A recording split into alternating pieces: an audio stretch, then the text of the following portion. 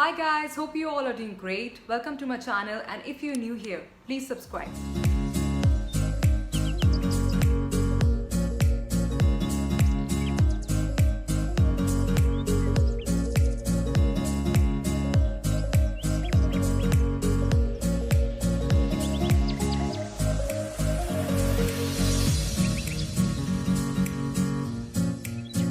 Today's video, I will be talking about mental health and importance of mental fitness in our day-to-day life and how we can improve our mental health.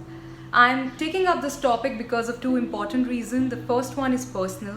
So I've been through some experience in past which made me realize that being mentally fit is really important, because when I came out of that experience, it took a lot of mental strength for me to pull myself up and to move on with life. And I was able to do that only because I was mentally strong. So it really made me realize that being mentally fit impacts your life a lot, and it kind of impacts your life in the manner you make choices. So it's really important that apart from physical fitness, you need to pay attention to your mental fitness as well. So this is one reason, and another one is the sudden demise of famous actor Sushant Singh Rajput. And before I start this video, I offer my deepest condolences to Sushant Singh's family and his friend. I think it is the deepest loss, and they might take some time to recover, and I really wish them well. It's indeed very shocking and disheartening to know that a famous actor like Sushant Singh Rajput is no more with us. It's very disheartening to know that a versatile actor who's been entertaining us for past couple of years with some really good movies like MS Dhoni and Kai Po Che and so many more movies is no more with us, and he decided to end up his life. Now, what I understand from different tabloids and news articles is that depression was the major cause, and he was suffering from depression for past couple of months, and of course there was also some anxiety related to his work and career, which generally adds up to stress for most of us. So I definitely understand, and I empathize with all the artists in film industry as well who have been going through intense competition and such depression disorders. But it's high time as a society we should be talking about this mental illness, because talking about depression helps to find cure of depression as well.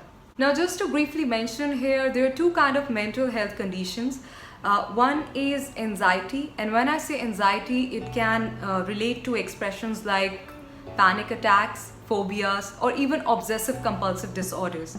And the another category is mood disorders, which talks more about depression at intense stage and bipolar depression as well. In fact, a recent studies completed by World Health Organization indicates that India has largest population of bipolar depression, and more than half of the cases goes unreported every year. And probably one of the reasons which I strongly feel on why these cases are not reported is the mental stigma attached in our society.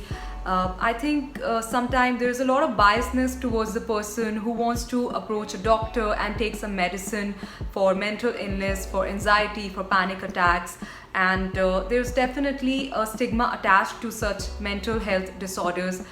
Probably, I think this is one of the important reasons of why such cases are not reported. And of course, there can be different causes of depression, such as intense work competition, society pressure, peer pressure, and a lot of factors which adds up to your day-to-day anxiety and makes it difficult for you to focus on your daily life. But despite so many causes, there are definitely some powerful things which you can do to help yourself.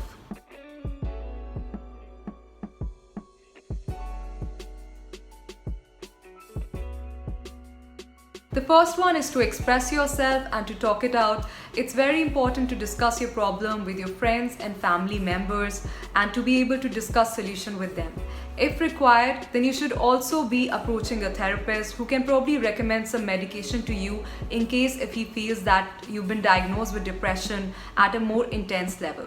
It has been observed that people sometimes do not talk about depression, which really causes to a serious health problem, and in the worst scenario, people always confuse depression with sadness. Well, let me clarify here. sadness is a form of emotion which generally goes away in 2 to 3 days, but depression lasts for a longer duration of time, and it's very important that you should cure depression at the right stage if you really want to enhance your productivity and improve your focus in day-to-day life.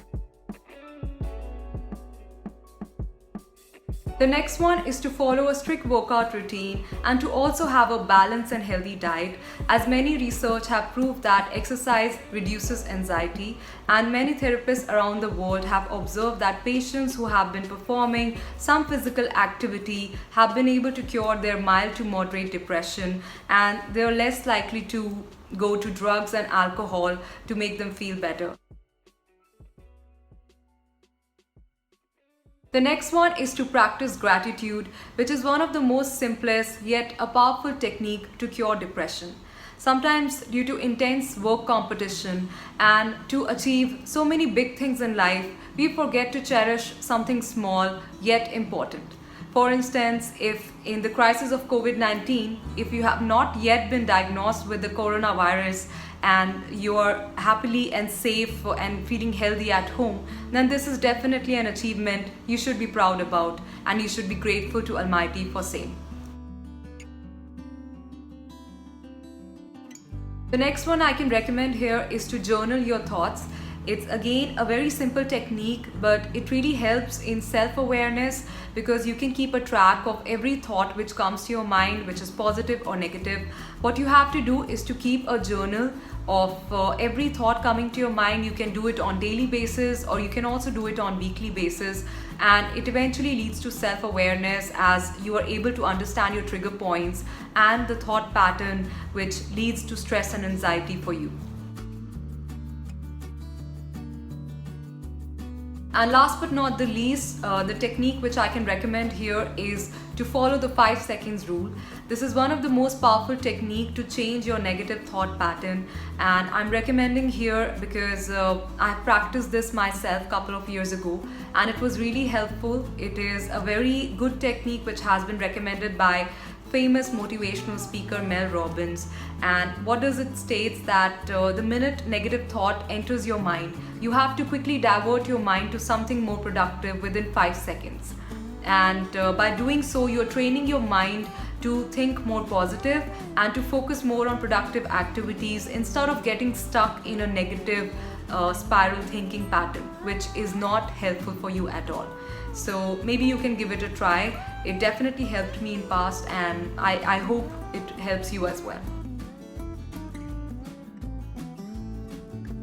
So we've come to the end of the video, guys. I hope you find these methods useful to improve your mental health.